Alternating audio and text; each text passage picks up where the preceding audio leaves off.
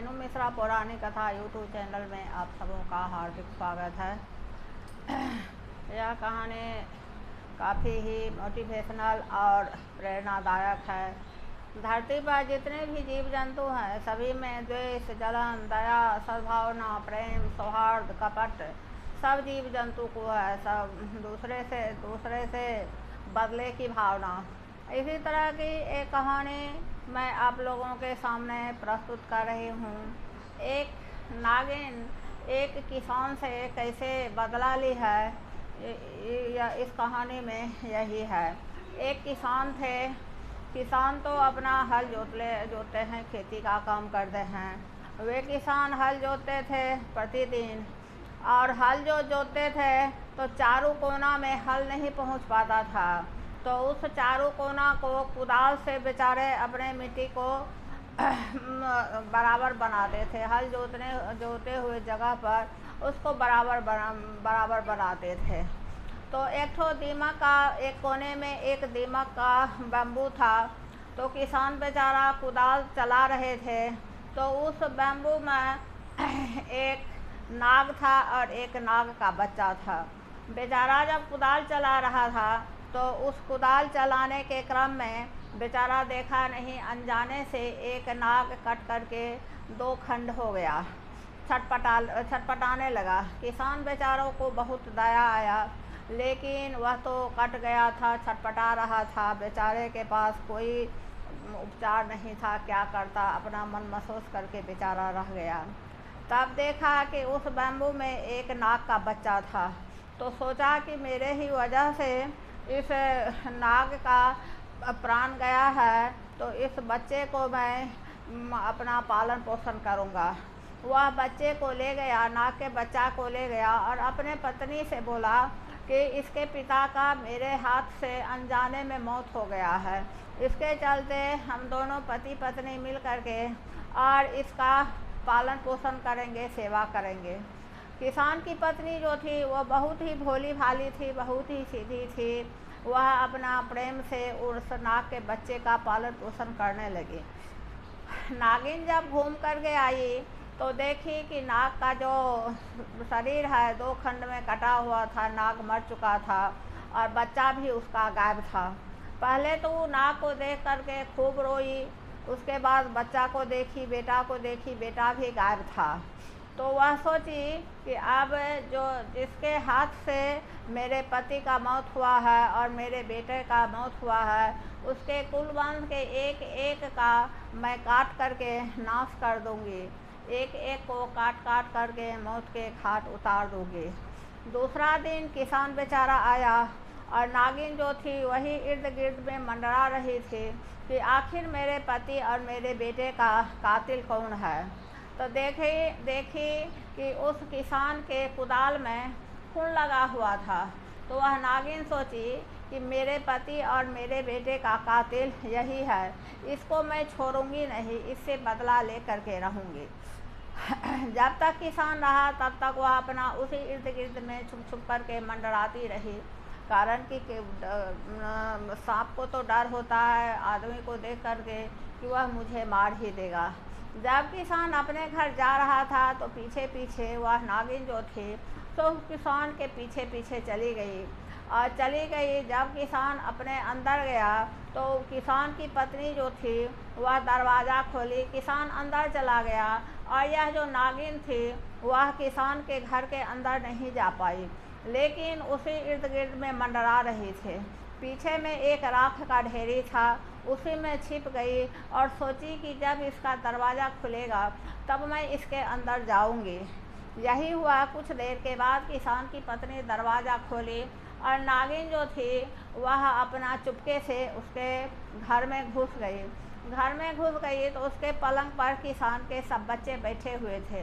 तो नागिन सोची कि सबसे पहले मैं इसके बेटे को डस लूँगी, तब यह किसान समझेगा कि आखिर बेटे का दर्द क्या होता है।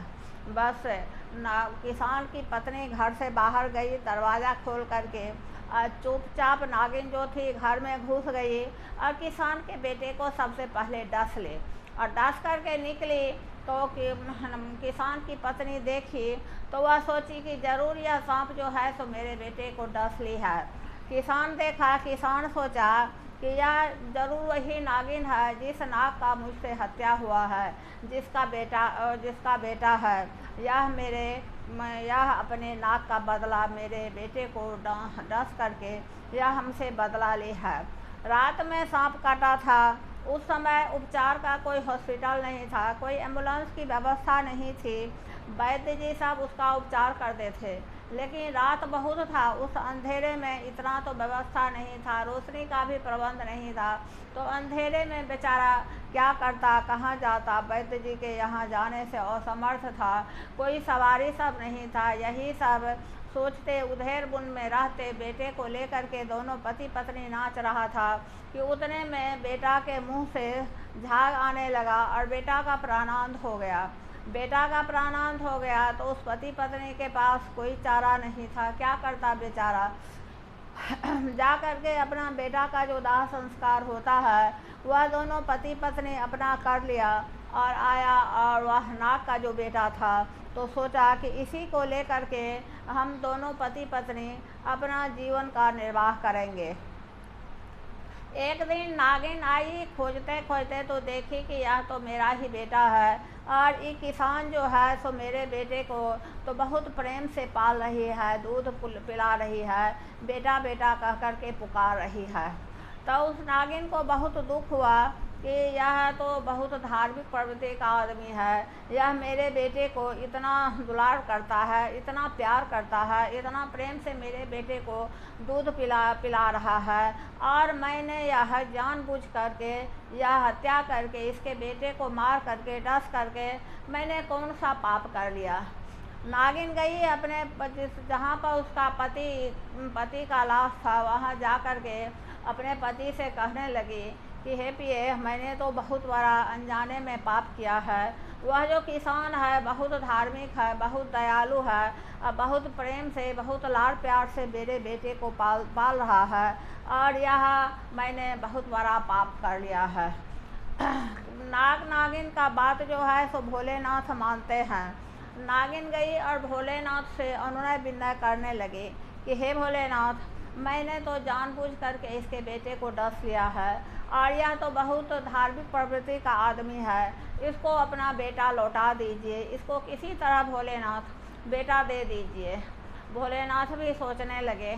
तब क्या हुआ कि एक ब्राह्मण दंपति कहीं से आ रहा था, उसको लुटेरा सब खदेड़ रहा था। उसको एक छोटा सा बहुत छोटा बच्चा था, 6-7 दिन का बच्चा था। वह दोनों ब्राह्मण ब्राह्मणी दोनों दंपति जो था सो दौड़ते हुए घबराते हुए आया और उस किसान को अपना बेटा दे दिया। बोला कि हमको लुटेरा मार देगा, वह हमको खदेड़ रहा है, किसी तरह मेरे बेटे को आप बचा लीजिए। वह किसान को बेटा दे दिया और जब वह दोनों दंपति लौटा तो उसको लुटेरा, दोनों ब्राह्मण दंपति को लुटेरा मार दिया तो दोनों दंपति मर गया। और किसान जो था तो एक सांप के बेटा को और एक ब्राह्मण के बेटा को, दोनों को बड़ा प्रेम से पालने लगा। इस बेचारे को बेटा हो गया तो नागिन औरत का वेश बना करके आई और बोली किसान के दोनों पति पत्नी को कि मेरा जो जात है वह बहुत दुष्ट है, मैंने तो जानबूझकर आपके बेटे को डस लिया था, लेकिन मैंने यह बहुत गलत किया है और बड़े प्रेम से आप मेरे बेटा को पाल रहे हैं। तो मेरा जो प्रजाति है वह बहुत दुष्ट होता है और मेरे पास नागमणि है, यह नागमणि मैं आपको देने आई हूँ। अगर जाने अनजाने में मेरा बेटा आपको डस लेगा तो यह नागमणि जो है सो वहाँ पर आप रख दीजिएगा, तो उसका विष जो है सो नहीं लगेगा और वो विष जो है सो आपको नहीं लगेगा। और मेरे बेटे को देखिएगा और जा कर के अपना, और नागिन सोची कि अब मैं जी करके क्या करूँगी, मेरा तो नाग भी मर गया और मेरा बेटा जो है उसको तो ये किसान दोनों दंपति जो है सो पाल पोस ही रहा है, अब हमको मर जाने में ही अच्छा है। तो वह नागिन अपने नाग के पास गई और प्राण का अंत कर ली। तो वह किसान जो था सो दोनों दंपति नाग नागिन का जो श्राद्ध कर्म होता है सो सब किया, और दोनों को, ब्राह्मण के बेटे को और नाग के बेटे को बहुत प्रेम से पालन पोषण करने लगा। और नागिन बोली कि आपको अपने जीवन में किसी भी चीज़ का कभी भी कष्ट नहीं होगा, कोई भी कठिनाई आपके सामने नहीं आएगा। यह सब, और यही हुआ कि किसान को अपने ज़िंदगी में कभी कोई समस्या नहीं आया, कोई कठिनाई नहीं आया और किसी भी चीज़ का कमी नहीं था। अगर आप किसी से प्रेम करते हैं, आपको सद्भावना है, दया है, और आपको कोई भी जीव जंतु अगर दुआ देता है तो वह दुआ आपको बहुत काम करता है। तो कोई भी जीव जंतु है तो उसको दया रहता है, उसका भी दुआ, आप जिसको आप हेय दृष्टि से देखते हैं उसका भी दुआ आपको काम करता है। इसके चलते किसी से दुआ लेना चाहिए, बददुआ नहीं लेना चाहिए।